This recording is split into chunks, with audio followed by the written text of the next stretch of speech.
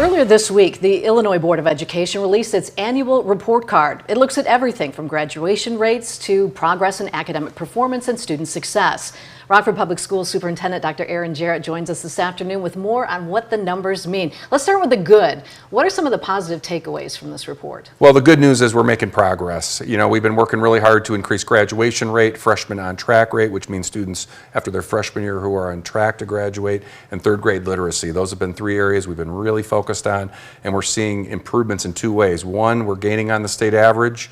Two, we're improving year over year, and actually a third way is that we're actually beating our pre-pandemic levels in all three of those metrics. So a lot to be proud of, and that means our students, families, and staff are working really hard. That's good to hear. Now, the report card gives each school a designation based on multiple measures, which determine one of 5 designations from exemplary, then down to comprehensive and intensive. You had one school was exemplary. That's great. Thurgood Marshall came out really well. But there is one high school, more than a dozen elementary schools and middle schools that are falling in those bottom 2 categories. What does that tell you? It means we have work to do, and one of the number one areas we can do to make sure we don't have any schools moving forward in those lower designations is we have to come together as a community to focus on chronic absenteeism.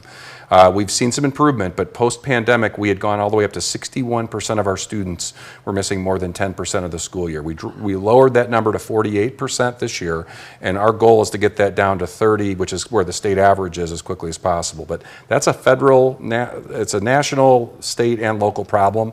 We have got to get those habits of attendance back together, and that's a team effort. We have to have families, our faculty and staff, and also our community partners coming together to address that issue. Was it a big issue before COVID? Is that part of it? We certainly have always had room for improvement in that area, but it's gotten significantly worse post-pandemic. We've fallen into some habits that need to be addressed in terms of making sure, because chronic absenteeism doesn't necessarily mean we're missing school for bad reasons. It just means you can't miss more than 18 of the 174 days.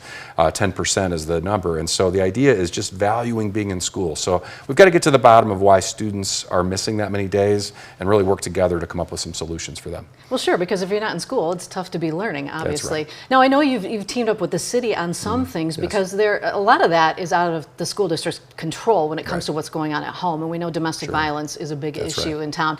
Can you talk a little bit about, I know the program that they have where if a child's been involved in a police report, the school's notified the next day. Was that Handle with Care? That's right.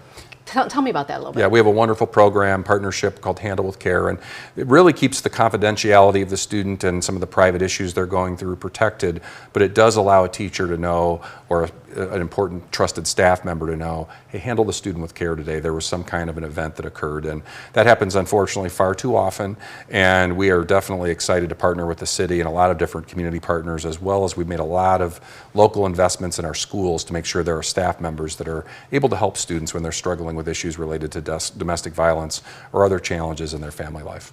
Absolutely. Now, I mentioned Thurgood Marshall scored in the exemplary column. Is that something that you'll look at? What are they doing right to get those sort of grades? We are certainly proud of Thurgood Marshall. We have lots of great success stories. We've seen our STEAM Academy at Haskell has dramatically improved their test scores. We've seen Montessori, our program there, dramatically improve. We've seen some neighborhood schools really do some great work, including Froberg and Cherry Valley. So there are 10 schools in our district that increased 5 or more points and 5 that increased 10 or more points on their third grade reading scores. So there's some really great work doing, and our faculty and staff are really excited about the science of teaching reading.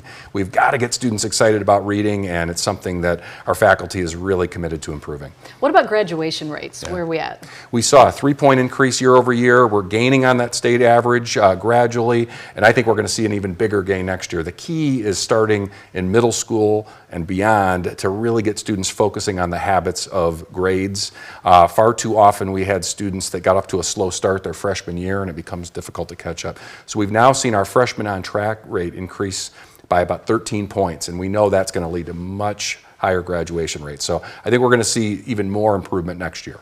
All right. Well, Dr. Jarrett, thanks so much for joining us this afternoon. We really appreciate you giving us more information about the report card. Thank you so much for having me, Mimi. I appreciate it. It's our pleasure.